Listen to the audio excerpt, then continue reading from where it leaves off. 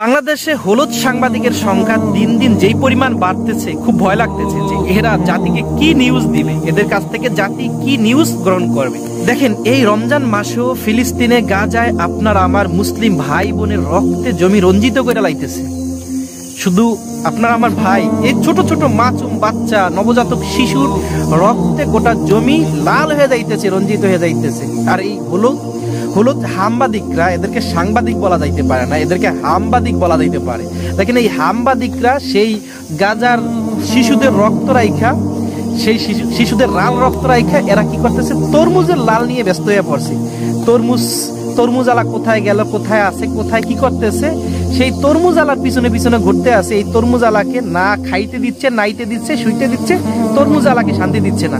এরা তরমুজ আলার পিছনে ঘুরতেছে, তরমুজ কোনটা লাল কোনটা নীল। অথচ গাজায় কি ভয়াবহ আক্রমণ করতেছে, ধ্বংস নীলায় মেতে উঠেছে ওই ইসরায়েলি গুন্ডা বাহিনীরা। এদেরকে নিয়ে নিউজ করা যায় না?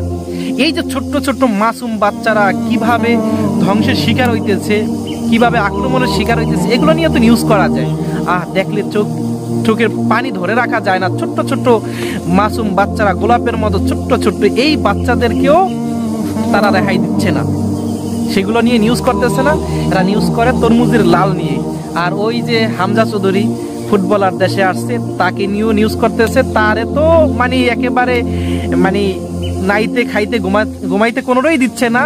রাত দেখলাম রাত 1টা 2টা 3টা পর্যন্ত তার বাড়ির সামনে গিয়ে এই হলুদ সাংবাদিকরা ভিড় করতেছে, তার ইন্টারভিউ নিচ্ছে। আর আপনারা খেয়াল করেছেন ইন্টারভিউর ধরন কি জঘন্য। সে এত দূর থেকে জার্নি করে আসছে, সেই হামজা সাহেবকে জিজ্ঞাসা যে এত দূর থেকে আসছেন, কেমন লাগতেছে, কি আশা, সেই ধরনের, এবং প্রশ্ন করে সাকিব আল হাসান বড় না আপনি বড়।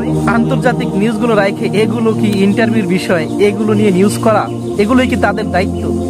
তাদের দায়িত্ব কি এগুলো? সাংবাদিকতার দায়িত্ব কি এগুলো? একজন সাংবাদিক এমন নিউজ করবে যেই নিউজে সাংবাদিক প্রশংসায় ভাসবে। আর এরা যে নিউজ করে প্রতিনিয়ত গাইল খায়। এদেরকে গালাগালি করতে করতে মানুষ আজ অতিষ্ঠ হয়ে গেছে। এদের নিউজ আর মানুষ দেখতে চায় না। সবচেয়ে দুঃখজনক যে বিষয়টা যেটা বলতেছিলাম, যে গাজায় ফিলিস্তিনে আপনার আমার মুসলিম ভাই রমজান মাসেও ধ্বংসের দ্বার প্রান্তে দাঁড়িয়ে আছে। তাদেরকে নিয়ে ধ্বংসের খেলায় মেতে উঠেছে সেই ইসরায়েলি গুন্ডা বাহিনী। এগুলো নিয়ে এই হলুদ সাংবাদিকরা কোনো ধরনের, কোনো প্রকারের মাথা ব্যথা নাই, কোনো নিউজই করতেছে না। এগুলো নিয়ে নিউজ করলে নিউজ হয় না, কি আর বলবো, এদেরকে বলার মতো ভাষা নাই।